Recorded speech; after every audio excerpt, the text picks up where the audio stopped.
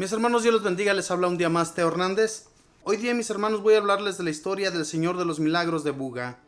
Pongamos atención, vamos a abrir el corazón, que este mensaje de hoy día a través de esta historia está muy hermoso. Dice así: antigua tradición narra por el franciscano Fray Francisco Rodríguez en la novena que publicó el año 1819.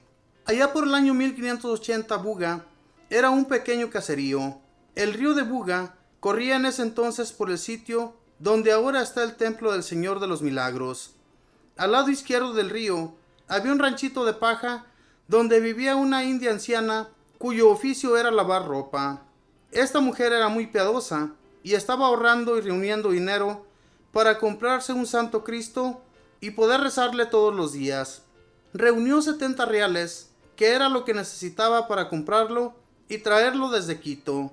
Precisamente el día en que la piadosa lavandera iba a llevar el dinero al señor cura párroco para que le consiguiera la imagen, pasó por allí llorando un honrado padre de familia a quien iban a echar a la cárcel porque debía 70 reales y no tenía con qué pagarlos.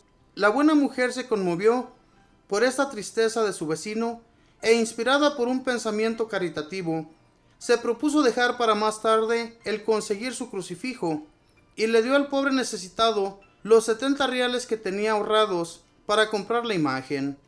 Aquel hombre, lleno de alegría y agradecimiento, le deseó que Dios la bendijera y la ayudara mucho. Unos días después, la anciana estaba lavando ropa en el río cuando una ola colocó delante de ella un pequeño crucifijo de madera que resultó para ella una joya más valiosa que todo el oro y plata y las esmeraldas que le pudieran ofrecer. El crucifijo hallado de esta manera no podía haber pertenecido por allí cerca a ninguna otra persona, pues hacia arriba, a las orillas del río, no vivía nadie. La feliz lavandera, llena de gozo y perfectamente tranquila en su conciencia respecto a su posesión, se dirigió a su choza e improvisó allí un altarcito sobre el cual colocó el Santo Cristo que le había llegado de manera tan misteriosa, guardándolo cuidadosamente en una cajita de madera. Una noche la anciana oyó golpecitos en el sitio donde ella había guardado la imagen y, averiguando lo que pasaba, se llevó una gran sorpresa al darse cuenta que el Santo Cristo y la cajita habían crecido notablemente, pero se imaginó que sería ilusión de sus ojos, ya muy debilitados por la edad.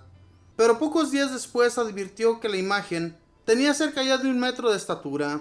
Sorprendida por este milagro, les avisó al señor cura párroco y a los señores más importantes del pueblo, los cuales visitaron enseguida la habitación de la anciana y comprobaron con sus propios ojos la verdad de lo que ella les había contado, y que esta pobre mujer poseía un crucifijo de un tamaño muy difícil de conseguir por aquellos alrededores, y que ella no tenía dinero ni amistades para conseguir semejante imagen, y que por lo tanto su existencia de aquel crucifijo allí no se podía explicar naturalmente y que tenía que ser un milagro. Y resultó que la sagrada imagen se fue deformando porque los devotos le quitaban pedacitos de madera para llevarlos como reliquia, y porque todos la tocaban con las manos sudorosas, y se fue poniendo tan fea que ya los amigos del arte, más que devoción, les causaba repulsión. Entonces un visitador especial, llegado de Popayán, mandó que la dicha imagen fuera quemada y destruida por el fuego. Los devotos se estremecieron de sentimiento al conocer esta orden, pero era necesario obedecer. Pero lo maravilloso fue que la imagen, al ser echada a las llamas, empezó a sudar y a sudar tan copiosamente que los vecinos empapaban algodones con aquel sudor para llevarlos como reliquias y obtener curaciones. Este milagro fue comprobado y atestiguado con la gravedad de juramento por las numerosas personas, y al terminar el sudor, la sagrada imagen se había vuelto mucho más hermosa de lo que estaba antes, y se le fue lo que anteriormente tenía de desagradable. La señora Luisa Sánchez, que vivió en aquellos tiempos, declaró bajo juramento: el sudor duró 2 días. Todos los vecinos de los alrededores venían con algodones a recoger sudor y llevarlos como reliquias, y yo también recogí allí de aquel sudor en algodones y todavía lo guardo. Y desde aquel milagro la gente le empezó a tener gran devoción a esta santa imagen, y ya considerarla como de hechura milagrosa, y comenzaron a obtener favores de Dios que fueron calificados como sobrenaturales y milagrosos. Y no solo en esta ciudad, sino en otras ciudades y regiones, donde se han visto llegar muchos romeros y peregrinos a visitar la sagrada imagen. A muchos de ellos les hemos oído contar que sanaron prodigiosamente de graves enfermedades. Otros narran que se libran de gravísimos peligros al invocar al Señor de los Milagros, firmado y apoyado por juramento. Sigue diciendo la crónica de 1819, después de estos sucesos extraordinarios, el ranchito de la anciana se convirtió en un sitio de oración y de peregrinaciones devotas. A los anteriores milagros siguieron muchos más, y con tal cantidad que la gente le dio a esta imagen el nombre con el cual se conoce desde hace siglos, el Señor de los Milagros. Después de muerta la anciana, se pensaba dónde debía colocarse el Santo Cristo.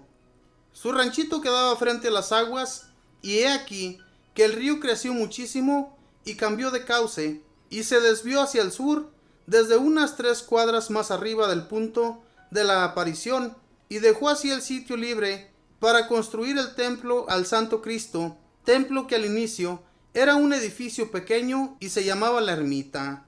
Apenas se fueron difundiendo las noticias de los maravillosos milagros que se conseguían frente al Cristo de Buga, se desató una corriente extraordinaria de peregrinaciones y de devoción. Recordemos que quien hace los milagros no es la imagen, que es de madera o yeso, y no puede hacerle milagros a nadie. El que hace los milagros es nuestro Señor Jesucristo, cuya santísima pasión y muerte recordamos cuando veneramos la imagen del Santo Cristo. De todo Cauca llegan peregrinaciones, y también de México, Perú y de todo el reino de Nueva Granada, y cada persona volvía a su hogar con admirables favores conseguidos de la bondad del Señor. Se llama rogativa una serie de oraciones que se hacen para pedir un favor especial a Dios. Antiguamente las rogativas se hacían recorriendo las calles en devota procesión religiosa, cantando y rezando para obtener del cielo que se alejara alguna calamidad o que llegara algún bien que se deseara conseguir. En 1622 se obtuvo la primera rogativa al Señor de los Milagros. Juan Ventura Farfán cuenta lo que él vio. Por 9 días sacaron en procesión al milagroso, ofreciéndole misas muy solemnes, pidiéndole misericordia, porque un verano espantoso tenía reseca la tierra, con calor y soles terribles, y porque cantidades incontables de langostas estaban devorando todos los cultivos. Y el día en que terminaban las rogativas, volvía otra vez la imagen al santo altar, como a mediodía, estando el sol muy brillante y sin verse nubes por ninguna parte. De pronto, media cuadra antes de que llegara la procesión a la ermita, se soltó un enorme aguacero, y los cargueros se apresuraron a entrar rápidamente con el Santo Cristo a su templo, y fue tanto lo que llovió, que parecía un diluvio, y todas las langostas murieron, y los cultivos se salvaron. Y desde ese día, negros, indios, españoles, le fueron teniendo una muy grande devoción al Señor de los Milagros. Es una imagen que enternece al devoto.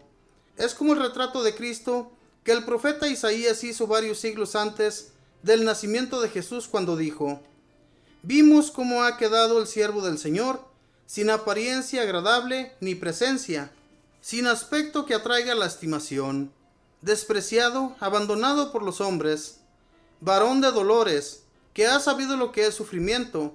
Es como uno ante el cual se vuelve el rostro hacia otro lado para no tener que mirar su dolor. Fue despreciado y no fue tenido en cuenta. Él cargó con nuestras dolencias y soportó nuestros dolores. Herido por Dios y humillado, ha sido herido por nuestras rebeldías y triturado por nuestras culpas. Él soportó el castigo que nos trae la paz, y sus heridas han curado las nuestras. Isaías 53. La imagen está tallada en madera, pero esta ha sido reforzada con pasta y se conserva bien, y a pesar de su antigüedad, la cruz tiene unos 70 metros de altura y 1,30 de ancha. La imagen es de color oscuro. La cruz está enchapada en carey y arriba tiene el letrero INRI, que significa Jesús Nazareno, Rey de los Judíos. De la cruz salen rayos de plata que han obsequiado sus devotos, y la corona es de oro y piedras preciosas, obsequios de personas agradecidas por tantos milagros. La cabeza del Santo Cristo está muy inclinada por sus heridas, especialmente por el costado, derrama abundante sangre. La cabellera, también ensangrentada, cae en 2 manojos sobre sus hombros. El rostro, atormentado por el dolor, conserva una expresión de resignación y de majestad impresionantes. Los ojos cerrados, los labios entreabiertos. Se nota en su expresión que ha tenido una muerte terrible y dolorosa. El padre capellán de la ermita del Señor de los Milagros escribió hacia el año 1700 al sumo pontífice de Roma una carta pidiéndole indulgencias para los que visitaron la sagrada imagen, y le cuenta lo siguiente: el templo del Señor de los Milagros es un santuario tan venerado que a él llegan continuamente peregrinos de toda América, y por la gran veneración que la gente siente por esta imagen de Jesús crucificado y por los muchos milagros que continuamente se suceden junto a su imagen. Aquí el Todopoderoso ha obrado maravillosamente milagros, no solo a las gentes de esta región, sino a los de toda la nación y a los de muchos sitios de América y aún de Europa. Y esto lo ha venido haciendo continuamente por más de un siglo. Muchos de estos milagros constan en libros firmados y atestiguados bajo juramento. En 1907 tuvo lugar la consagración del nuevo templo, y entonces se hizo la solemnísima traslación de la milagrosa imagen al nuevo altar. Después de haber estado 3 siglos en una pequeña y humilde ermita, pasaba ahora a un amplio y elegante templo construido con las donaciones de sus devotos agradecidos. Hubo una emoción indescriptible cuando apareció el hermoso paso de la imagen queridísima del Señor de los Milagros, que abandonaba su antigua y pobre ermita para irse a guardar y ayudar a sus devotos en su hermoso y amplio templo. El paso era llevado en hombros por 64 caballeros vestidos de rigurosa etiqueta, que se turnaban de 16 en 16, llevando las andas por donde iba la imagen. La procesión duró varias horas, y a la entrada del templo fue necesario colocar doble fila de soldados para contener a la inmensa multitud que se apretujaba para estar lo más cerca posible de la milagrosa imagen. Pero recordemos siempre que quien hace los milagros no es la imagen, pues ninguna imagen puede hacer jamás milagros, sino que el que obra los milagros es Jesucristo, el Hijo de Dios. Lo que hace la imagen es recordarnos lo que sufrió por nosotros. Al recordar su pasión y muerte, obtenemos junto con su sagrada imagen los milagros y favores que necesitamos. En 1937 el Papa Pío XI, por medio de su secretario, el cardenal Parcelli, futuro Pío XII, expidió un decreto por el cual establecía que al templo del Señor de los Milagros de Buga se le concedía el título de basílica. Y como causas para este título, decía el Papa que en este santuario se obtenían muchísimos milagros y que lo visitan cada año más de 200,000 peregrinos. En la actualidad lo visitan más de 1 millón de peregrinos al año. La fiesta del Señor de los Milagros se celebra el 14 de septiembre. Te adoramos, oh Cristo, y te bendecimos, que por tu santa cruz redimiste al mundo. Esta fue la historia del Señor de los Milagros, mismo Jesucristo, que quiso estar por tantos años en esa ermita, con esa indiecita que se dedicaba a alabar. Una indiecita que se conmovió muchísimo por ayudar a este hombre que pasaba por allí, llorando, porque iba a ser encarcelado. Hermanos, lo que uno hace por las personas caritativamente, con mucho amor, Dios se lo sabe pagar a uno también. Podemos ver cómo a esta indiecita no se le hizo malo entregar esos 70 reales, los cuales había conseguido con muchísimo sacrificio. Sin embargo, ella los da a este hombre. Este hombre se pone tan feliz que le agradece mucho haberlo hecho con mucho amor. Y lo que le dice a esta indiecita, que Dios la bendiga y que Dios te dé mucho. Y así fue. Este gran milagro, mis hermanos, que sucedió.